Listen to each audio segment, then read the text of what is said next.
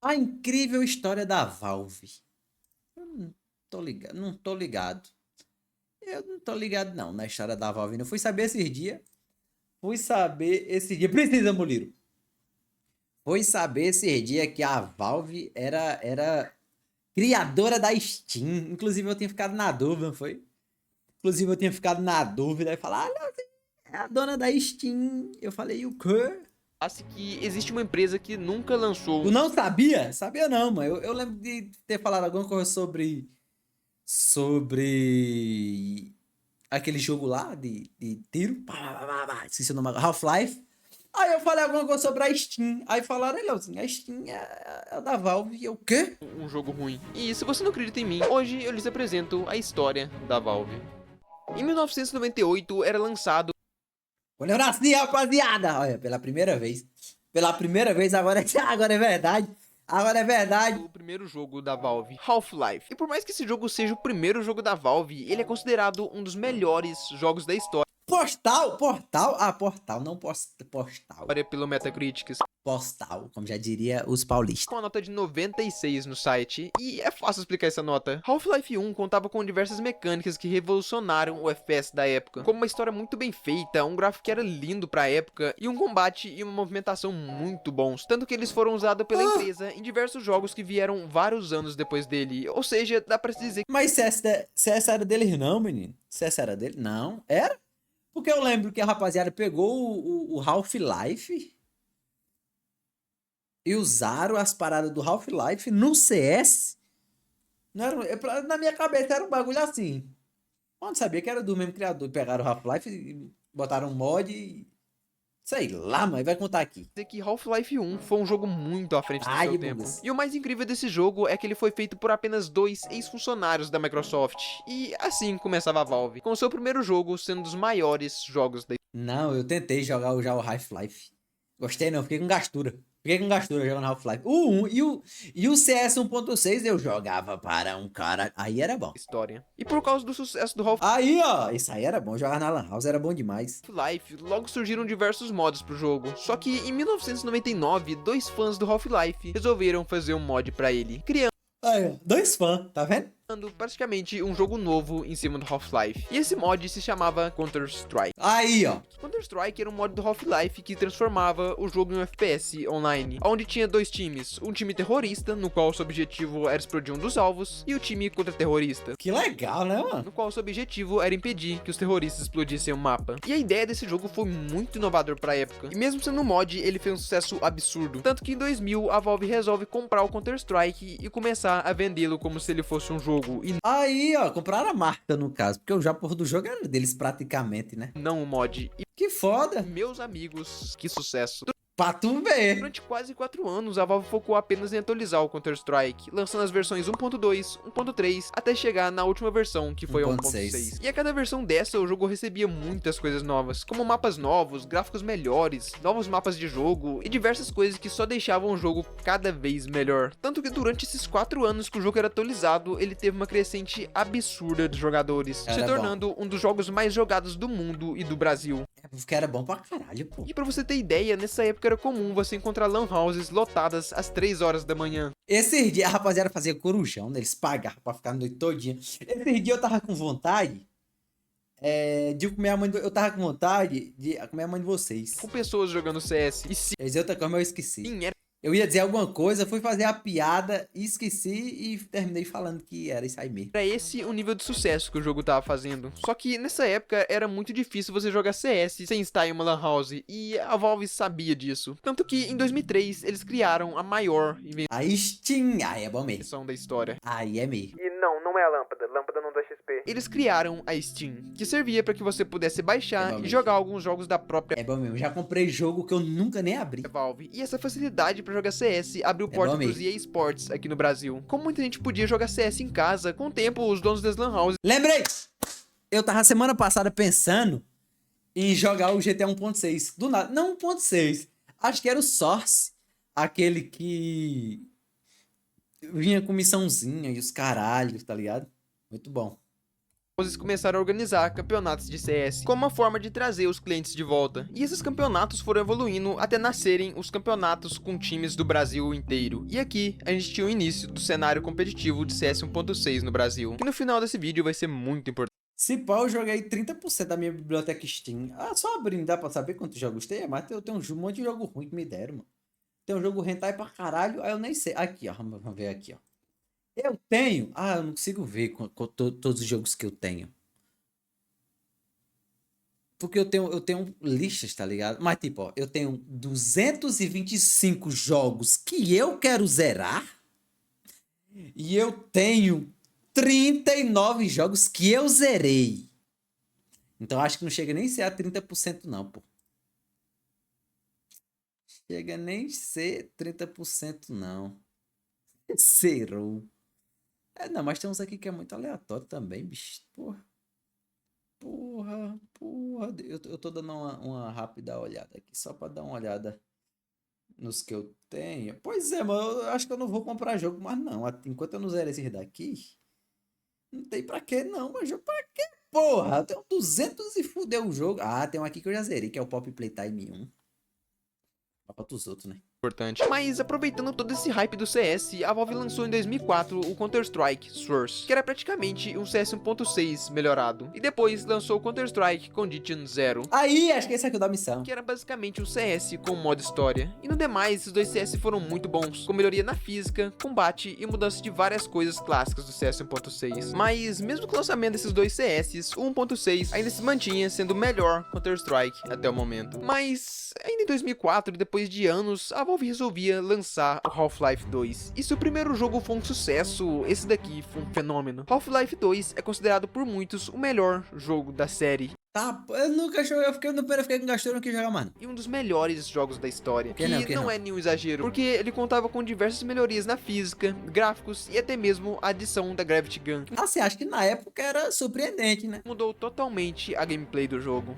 Hoje em dia poderia ter um remake. Ah, teve, mas teve. Foi do 1. Para que ele também contava com diversos puzzles muito divertidos e uma história muito bem feita. E uma coisa bem legal dele é que você tem total controle do jogo durante as cutscenes, podendo andar e fazer o que você quiser durante elas, coisa que já acontecia no Half-Life 1 e eles mantiveram no 2. E uma curiosidade sobre o sucesso desse jogo é que o Gabe, criador da Valve, deu um tempo ilimitado para que os programadores fizessem o jogo, com uma única condição, que era de que ele fosse perfeito. E a gente vê que essa política do Gabe deu bom, né, muito assim? certo. Tanto que o Half-Life 2 recebeu mais de 50 Tempo prêmios infinito. do ano e foi eleito o jogo da década em 2012. Toma. E até hoje um dos melhores jogos da história, nice. com nota de 96 no Metacritic. Toma. E com todo esse sucesso do Half-Life 2, a empresa resolveu adotar essa tática para os seus jogos. Agora, os desenvolvedores teriam um tempo ilimitado com uma única condição, que era que eles fizessem um jogo perfeito. E o Caralho, muito foda. Muito certo. Eu queria que a rapaziada da Ubisoft também fizesse sair, né, mano? Olha, por que vocês não fazem um Assassin's Creed aqui? Ah, e qual é o tempo? Sei lá, mano, faz aí.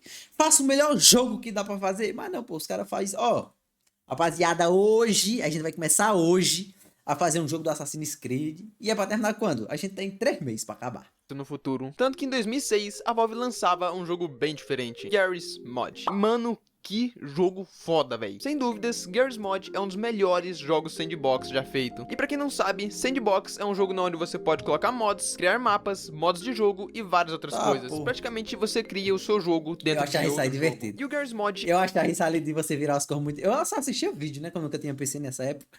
Aí eu gostava de ver vídeo da rapaziada jogando, achava muito legal. É um jogo muito bom pra você fazer isso, porque ele contava com a mesma engine do Half-Life, que já era muito utilizada pra fazer mods no passado. E o interessante desse jogo é que mesmo depois de... E joguei 150. Mas tu não zerou, né? Jogou. De tantos anos, ele ainda... Joga também, joguei um pouco. Se mantém bastante atual. E sem dúvidas, Garry's Mod é até hoje um dos melhores e mais divertidos jogos da Valve pra se jogar. Tanto que hoje em dia ainda tem muitas pessoas que jogam, e isso vai continuar assim durante muitos anos, porque a cada dia que passa surgem mais mapas pro jogo. E um exemplo disso são os mapas de Nextbot e de Backrooms, que se popularizaram agora, depois de 14 anos do lançamento. É verdade, né, irmão? Já...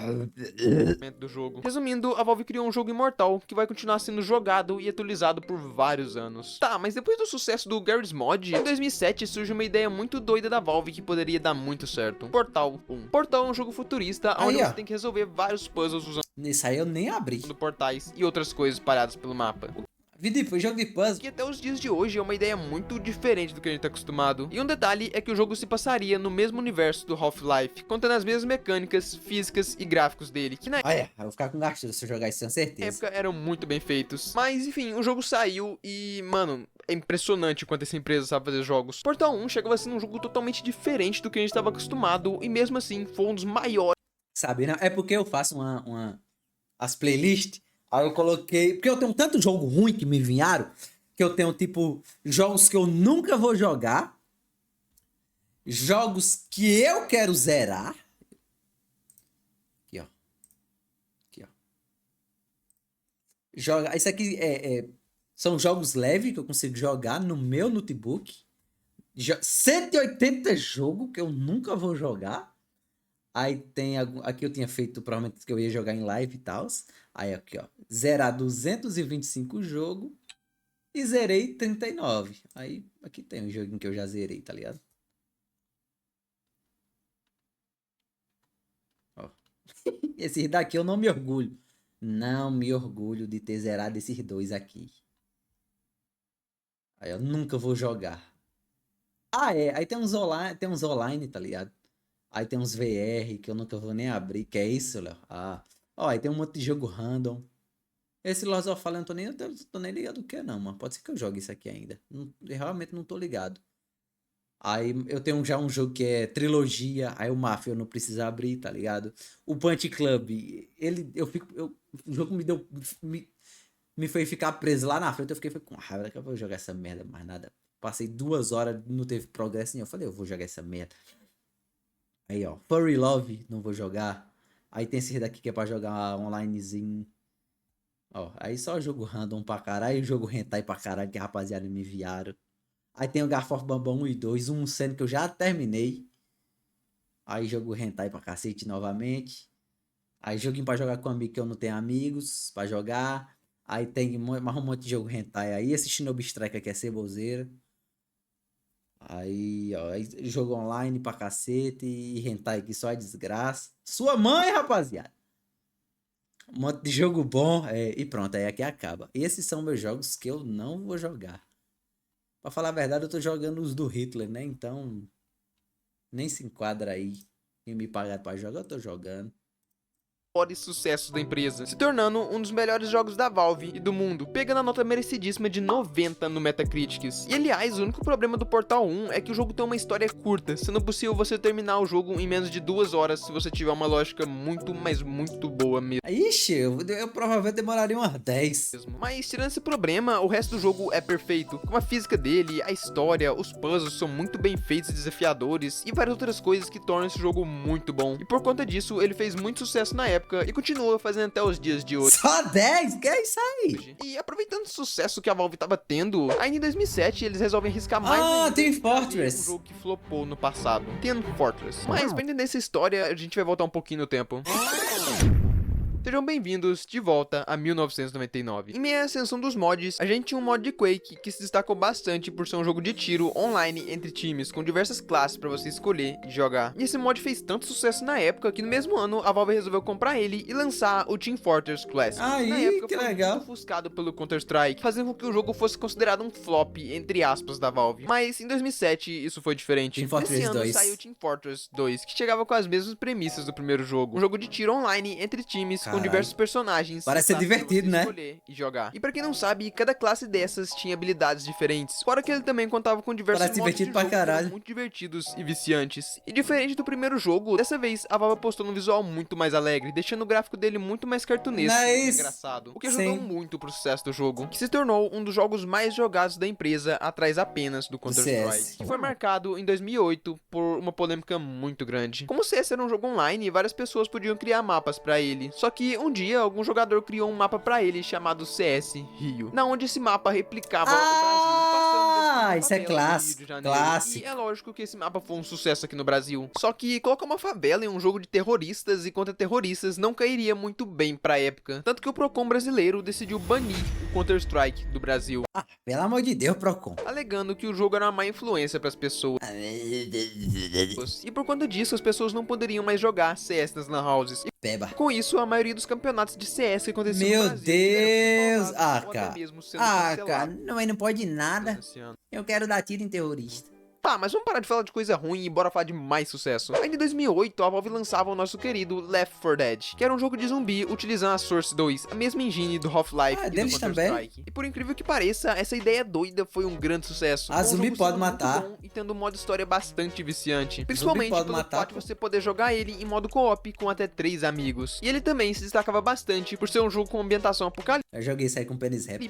que ao mesmo tempo conseguia ser bastante medonha e engraçada de se jogar com seus amigos. E com isso, a Valve emplacava mais um grande sucesso, que logo em 2009 já teve sua continuação, com Left 4 Dead 2, que seguia a mesma base do primeiro jogo da saga, só que trazendo algumas melhorias, diversos capítulos novos pra história e mantendo aquele mesmo estilo do jogo antigo, que te passava medo e ao mesmo tempo fazia você rir e se divertir bastante com seus amigos. E um detalhe que eu não falei é que é possível você colocar mods no Left 4 Dead, então mesmo que você enjoe do jogo, você ainda pode colocar mods pra deixar ele ainda mais legal. Mas mesmo com todo o Não, sucesso, pior que é, né? botava um fim na saga Left 4 Dead, que teve o seu fim muito rápido, mas continua até os dias de hoje sendo um dos jogos mais jogados da Valve. Legal Mas, pra saindo um caralho. pouco dos jogos, Pior que esse jogo é muito divertido. o que aconteceu com a Steam? Bom, nesse prazo de 5 anos do lançamento da Steam, a Valve tomou a melhor decisão da sua vida, que era abrir a Steam para que várias pessoas pudessem lançar seus jogos na plataforma. Bom pra caralho. Ou seja, agora você poderia baixar Eu gosto daquele meme da Epic Games, tá ligado? Eu, depois de ir na Epic Games, pegar meu jogo grátis que eu nunca irei jogar. Vamos sair daqui.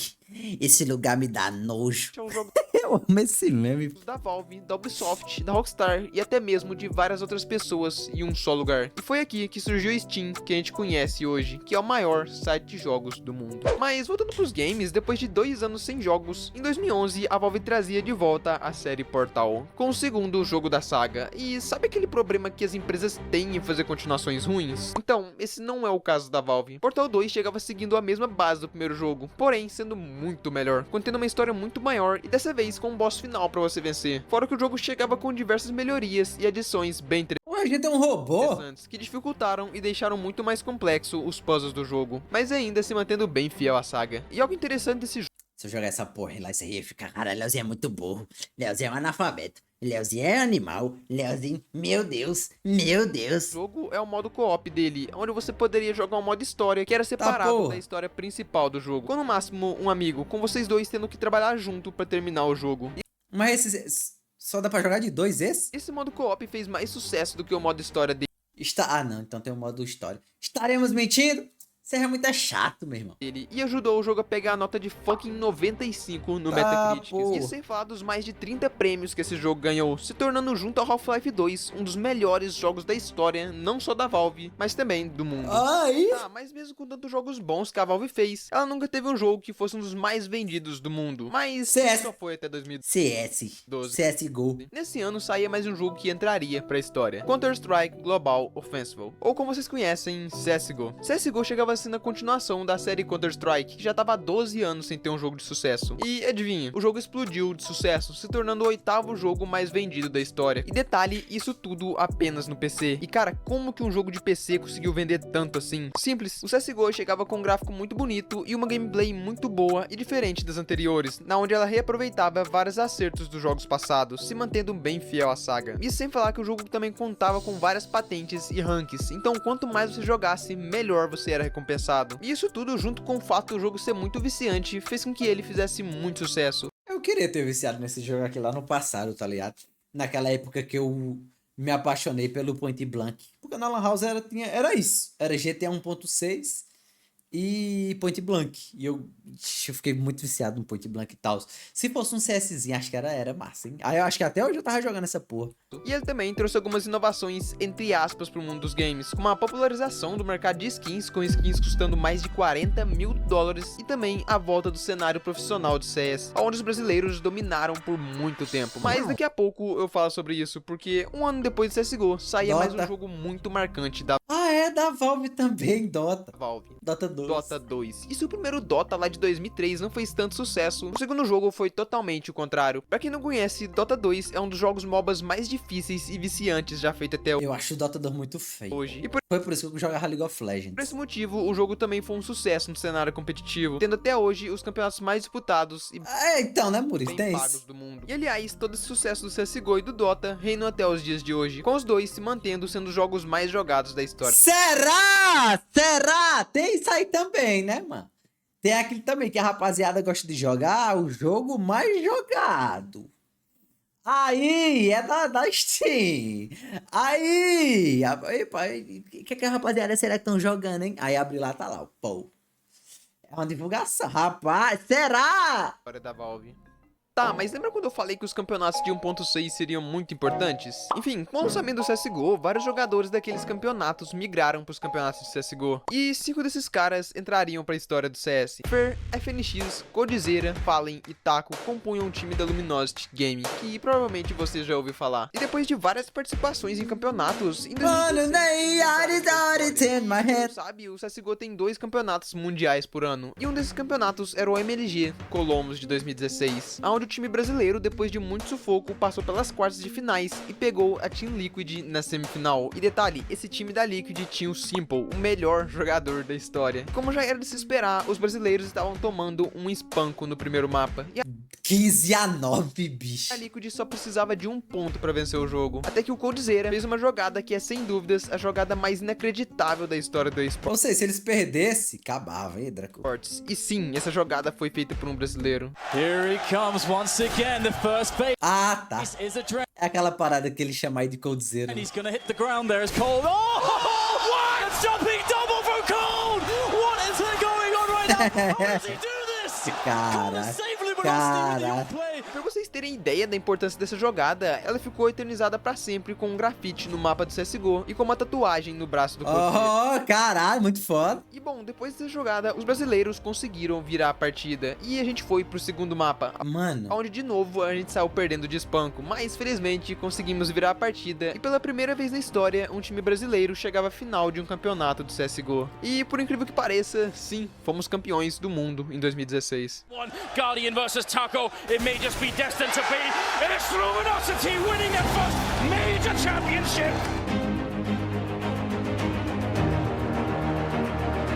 Tá, mas depois desse campeonato muito foda pro Brasil, a gente chega no ESL Cologne em 2016, que era o segundo mundial desse ano. E dessa vez, o elenco da Luminosity havia sido comprado pela SK Game. E de novo, com esse mesmo time, a gente chegava à final do Major, passando pela Flipside nas quartas, pela Virtus Pro nas semis, que era muito forte naquela época. E por fim, na final, jogamos contra aquela mesma Liquid que a gente havia eliminado no Major rapaz, passado. é um time era potente mesmo, viu? E A Liquid, no caso? depois de humilhar a Liquid nos 2 jogos, os brasileiros foram campeões do segundo e último Major que o Brasil iria vencer no Então provavelmente esse foi o melhor time, né, que teve CSGO. do Brasil. Second major championship in a row. They are your winners.